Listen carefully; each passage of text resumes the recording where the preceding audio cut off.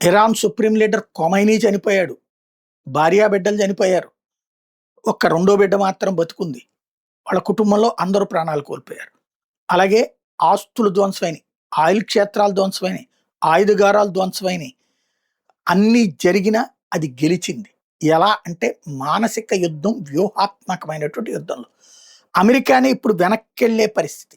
ఒకటి అమెరికాని ఓడించడంలో ఎలా సక్సెస్ అయిందంటే, ఈ దఫా ఎప్పుడు ఇదివరకు అమెరికా యుద్ధంలోకి దిగితే నాటో, యూరప్ దేశాలు యుద్ధం దిగాయి. ఈ దఫా అమెరికాకి ఏ ఒక్కళ్ళు తోడు రాని పరిస్థితి. ఇజ్రాయెల్‌కి అమెరికా, అమెరికాకి ఇజ్రాయెల్ తప్పించి ఫ్రాన్సు, బ్రిటను, ఇటలీలు, కెనడా లాంటి వాళ్ళు కూడా ఎవ్వడు సపోర్ట్ రాలా. యుద్ధం అమెరికాతో కలిసి చేసిన వాడు ఎవ్వడూ లేడు. తద్వారా అమెరికా ఒంటరితనాన్ని ప్రపంచానికి చూపించి విజయం సాధించింది.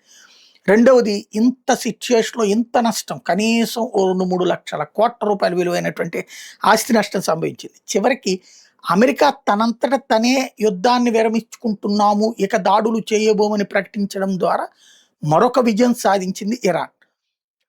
మరొకటొచ్చేటప్పటికి తనకి సంబంధించినటువంటి ఏ విధానాన్ని విత్‌డ్రా చేసుకోలేదు. అన్నీ యథావిధిగా కొనసాగిస్తుంది.